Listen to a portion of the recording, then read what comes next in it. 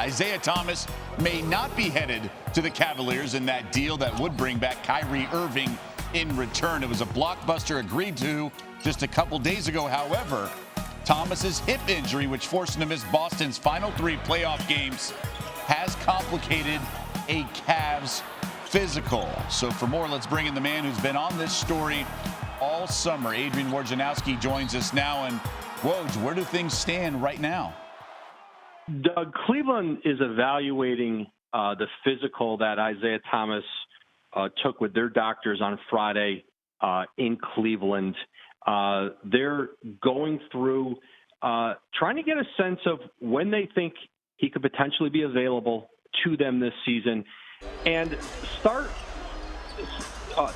evaluating how they want to proceed in this trade talks. One possibility for the Cavaliers is that they will re-engage the Celtics and go to Boston about putting more in this deal to ultimately finalize it. But those conversations are still ongoing within the Cavaliers. And so this trade is not finalized yet and may not be here for at least the near future. All right, so that's something I want to expand on, because it's not like the Cavs are completely caught off guard. They knew about this injury. In fact, they were the ones facing the Celtics at the end of their postseason run. So they knew about the hip injury. So I guess it's to the extent of it now, to your point, the timeline of his potential return. But you touched on one scenario in terms of reassessing the trade package. But what's another? Could we see this trade falling through altogether? Doug, that would be the last resort. These are two teams who want to find a way to complete this deal for lots of reasons.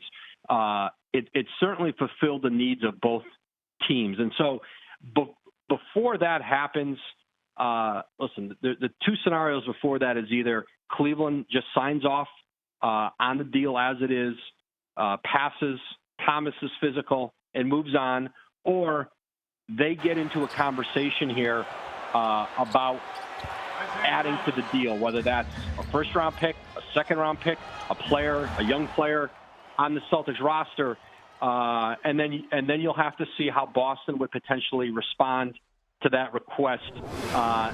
But they're not there yet, and Cleveland is still going through all of their options in this scenario. Well, there was already a pick, obviously Brooklyn's unprotected first-round pick next year, but the Celtics have tons of assets, as we very know Danny Ainge has collected over the years, so we'll continue to keep tabs on this. Adrian Wojnarowski with the very latest surrounding this fly in the ointment, for lack of a better word.